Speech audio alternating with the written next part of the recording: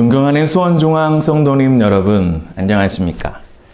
우리 각 시대의 대쟁투에 들어가기에 앞서서 인트로덕션의 말씀 대쟁투 축약판이라는 주제로 오늘 3일 기도의 말씀을 잠시 나누겠습니다.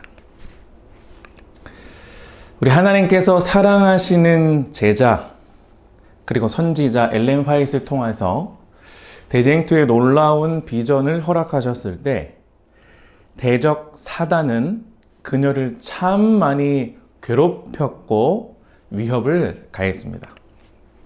왜 그렇습니까? 실체를 낱낱이 민낯이 온 우주에 드러나기 때문입니다.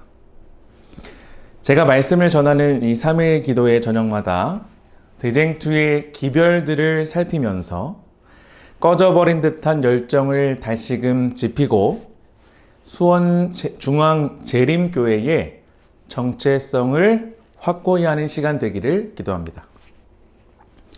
참 소시적부터 가슴 설렜고 권선징악이 뚜렷하게 보이는 에스더의 이야기를 참 많이 들으셨고 사랑하셨을 것입니다. 추억이 우리 송글송글 또 송알송알 떠오르시죠? 에스더에서 등장하는 인물들입니다. 죽으면 죽으리라. 바로 에스더와 그리고 거의 한 나이 차이가 100살 가까울까요? 또 모르드게 그리고 유다 족속이 제1 등장인물이고 그들을 강제적으로 복종시키고자 하는 그 거대한 페르시아 제국의 서해만에 수많은 이 침략이 잦았을 때 외교적인 문제로 한 숟갈 더 얹어서 유다인들이 모반을 일으킬 가능성이 있다라고 해서 왕은 아마 그 말에 동요했을 아주 간신이자 재력가였던 하만과 아각 자손이 있습니다. 그리고 당시 페르시아 절대적 군주였던 아하수에로 왕이 있습니다.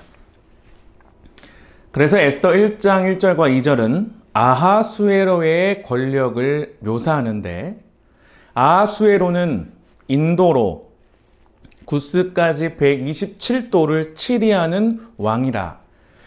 당시에 아하수에로 왕이 수산궁에서 즉위했다라고 에스더 초반부는 기록합니다. 이때가 기원전 483년입니다.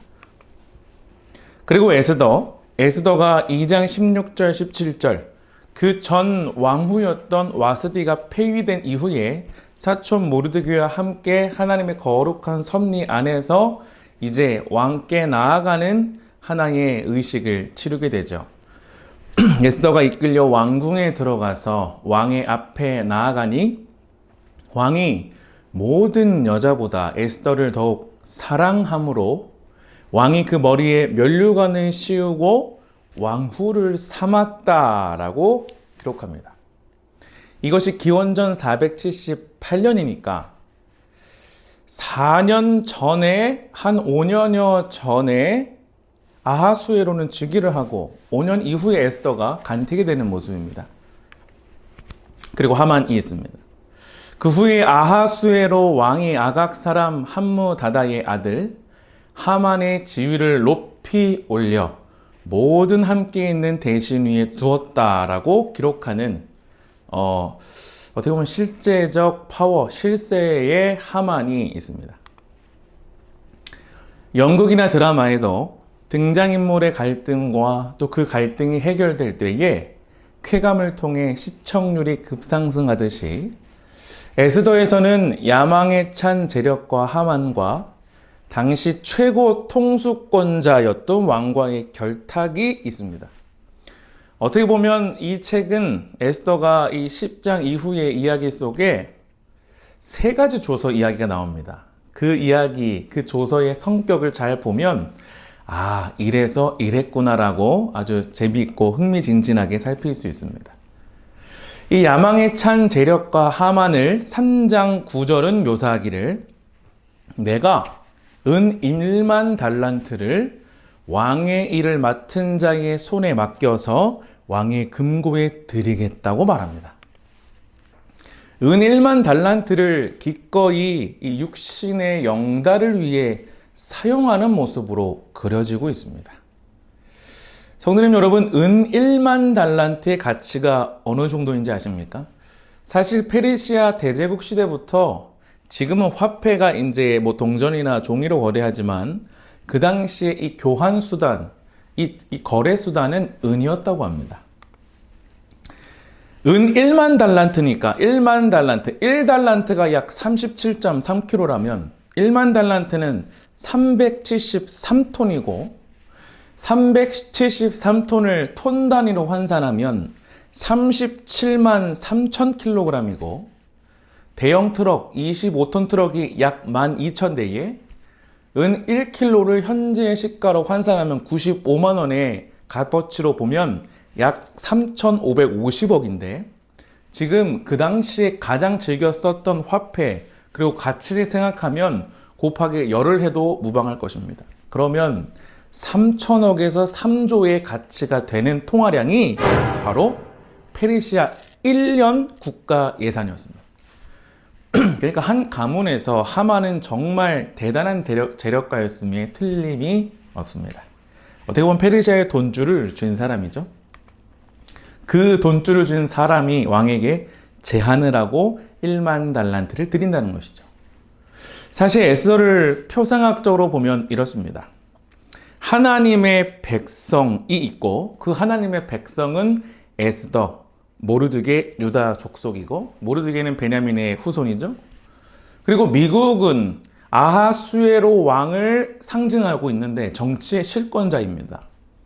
그리고 교황 종교 실권자를 하만으로 볼 수 있다면 왕 사이에 하나님의 백성과 교황이 그리고 또 하나님의 백성과 또 미국 교황이 아주 치열하게 각축정을 벌이고 있는 것입니다.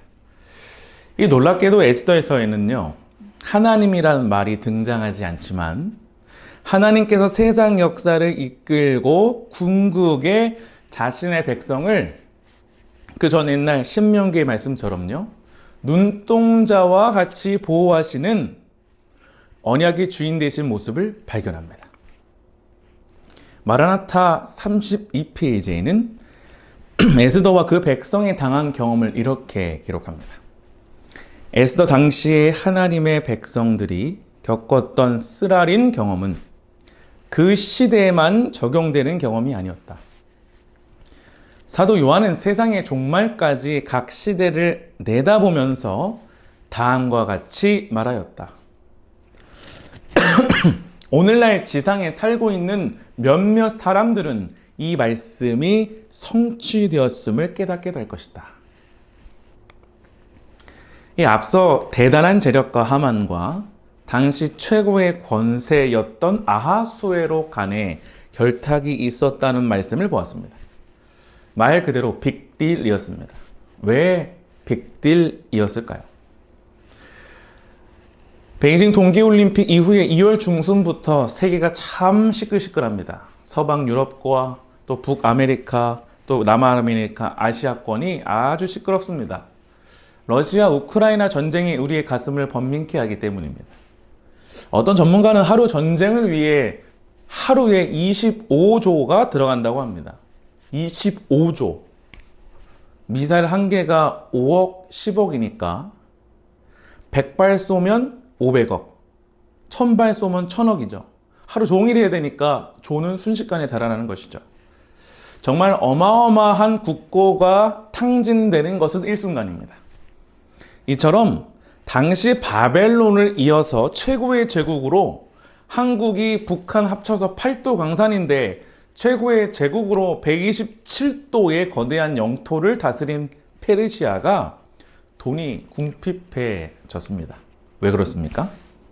전쟁과 사치 향락을 일삼았기 때문입니다. 사실 본문 에스더 1장 4절에 왕이 여러 날 곧 180일 동안에 그 영화로운 나라의 부함과 위엄의 형력함을 나타내리라. 개역 한글판. 사치와 향락을 일삼은 것이죠. 자그마치 6개월 동안 말이에요. 국고가 텅텅 비어버렸고 나라의 망조가 된 것입니다. 이때 야심찬 제력과 하만이 왕에게 나아가서 이런 제안을 합니다. 에스더 3장 9절 왕이 옳게 여기시거든 조서를 내려 그들을 진멸하소서. 은 1만 달란트의 왕의 일을 맡은 자의 손에 맡겨서 왕의 금고에 드리겠습니다. 1년 동안에 페르시아가 쓸 수 있는 예산을 제가 하나 조서만 내려주신다면 드리겠습니다라는 것이죠. 이 조서를 내렸다. 사실 왕후 이 와스디 왕후를 폐위할 때도 7일 동안 왕의 취기에 올려서 취흥으로 이 화를 내고 그런 이 개인적인 사욕으로 조서를 내렸거든요. 근데 이 조서를 또 하만이 내리고 있습니다. 이게 무슨 말입니까? 법제화 한다는 거예요. 국회를 통과시키고 이것을 위반할 시에 사법기관이 엄중한 처벌을 가한다는 것이고 처분이 불가피하다는 것입니다. 성도님 여러분, 조금 이상하지 않으십니까? 개인의 야망과 청원이 국가를 휘청거리게 하는 이 분위기 말이에요. 이 사욕, 개인적인 욕심이 어찌 국가를 좌지우지한다는 말입니까? 이 온 우주가 왜 이 모양 이 꼴이 되었습니까? 완전했던 블루마블, 푸른별 지구 왜 이 모양 되었습니까? 이 한 존재의 사욕 때문이 아닙니까? 정말 아이러니컬하죠. 선지자왕 600페이지 메데 페르시아에서 높은 지위에 있으면서 악한 일을 예사로 하는 아각 사람 하만을 통하여 이때의 하나님의 목적을 방해하고자 하였다. 하만은 유대 사람 모르드게에 대하여 지독한 악의를 품고 있었다. 모르드게는 하만에게 아무런 해를 끼치지 아니하였고 다만 그에게 예배하는 자세로 경의를 표하지 않았다. 하만은 모르드게만 죽이는 것이 경하다고 생각하고 아하수에로의 온 나라에 있는 유다인 곧 모르드게의 민족은 다 멸하고자 음모하였다. 하만의 거짓 진술 속에 아하수에로는 메데 페르시아 나라의 각 도 백성 중에 흩어져 거하는 모든 유대인의 대학살을 규정한 조서를 반포하게 되었다. 표상학적으로 아하수에로는 현재 최고의 실권자 미국을 상징한다고 말씀드렸습니다. 30년 전만 해도 아메리칸 드림을 꿈꿨습니다. 골드 러시 잘 아시죠? 그런데 페르시아의 모습과 지금 현재 21세기 미국은 그렇게 모습이 별 다를 게 없습니다. 넓은 영토와 힘은 말할 것도 없고요. 아하수에로의 방탕은 미국의 사치와 별다를 것이 없습니다. 미국의 빚이 1인당 7억이고 이자만 400억, 원금 갚는 게 아니라 이자만 400억, 1년 이자는 1600조에 달하고 한 기사에는 미국 국가 빚이 1000조 단위를 넘어서 2경 2000조라고 말하고 있습니다. 가구당 25억. 태어나면 빚쟁이로 사는 것이죠. 스물스물 하만이 등장할 분위기입니다. 표상학적으로 하만 누구라고 말씀드렸습니까? 종교의 실권자 교황. 종교는 종교지 어떻게 그 수많은 막대한 자산을 불러들였을까? 요한계시록 13장 15절은 그 이야기의 배경을 이렇게 예언하고 있습니다. 저가 권세를 받아 그 짐승의 우상에게 생기를 주어 그 짐승의 우상으로 말하게 하고 또 짐승의 우상에게 경배하지 아니하는 자는 몇이든지 다 죽이게 하더라. 짐승의 조상에게 경배하지 않으면 죽는다? 조서를 내려랑 같은 의미이죠. 이 의미 아까도 반복해서 말씀드리면 공론화, 법제화 위반할 시에는 불가피, 처벌이 불가피하는 것입니다. 처분이 내려지는 것이에요.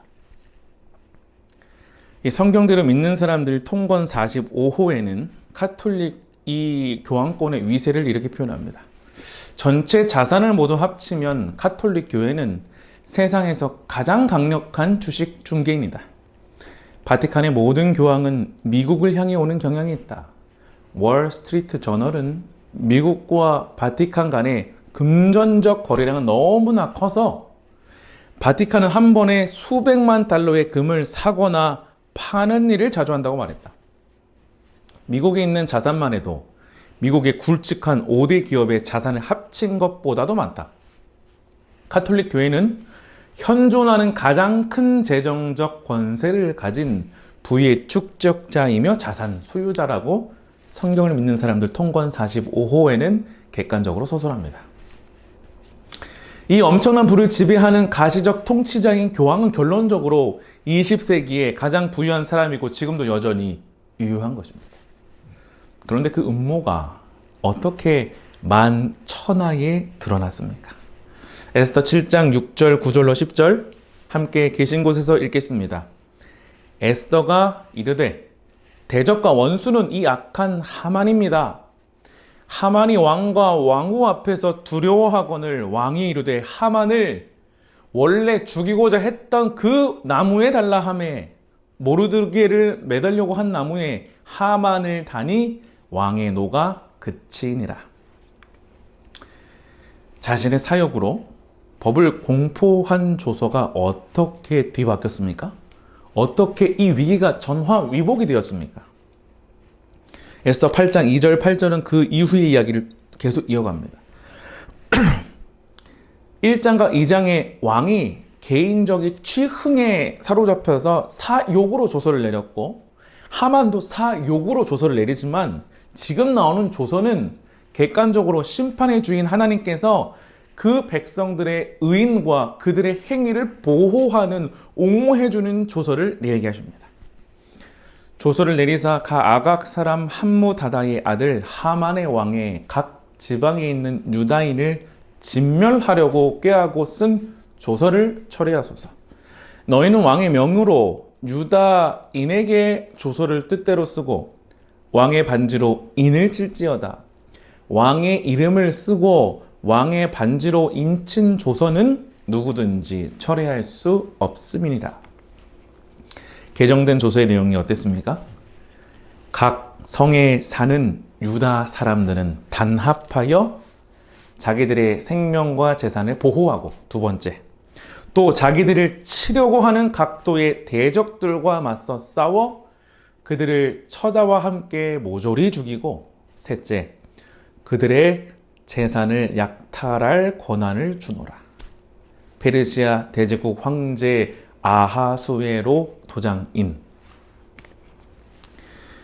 에스더 9장 16절, 그리고 다른 도에 있는 유다 사람들도 함께 모여 자기들의 생명을 지키고 자기들을 미워하는 원수 7만 5천 명을 죽였다. 그러나 그들도 그 재산에는 손을 대지 않았다.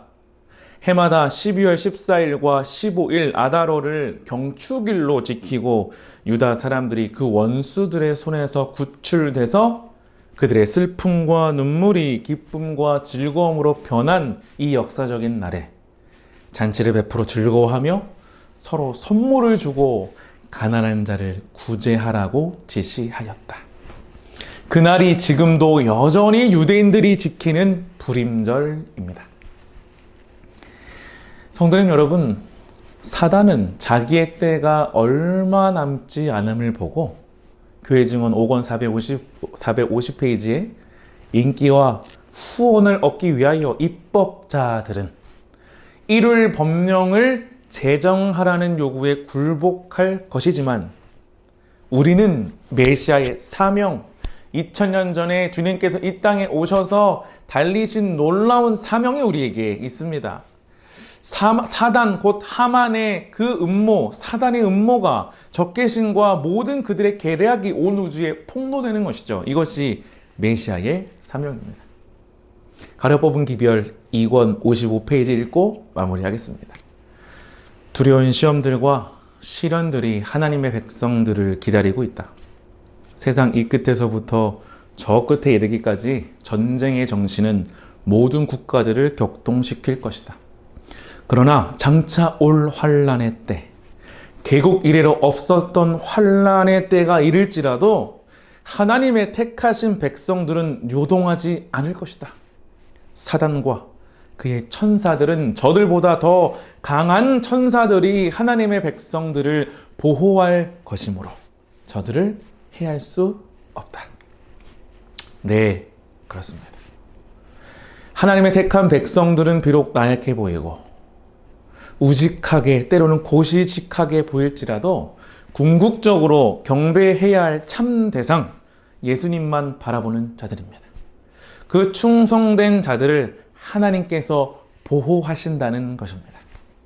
그 보호하심에 감사하고 감격하고 감동하며 안식일을 맞이할 때까지 믿음으로 승리하는 저와 여러분이 모두 되시길 바라면서 말씀을 마치겠습니다.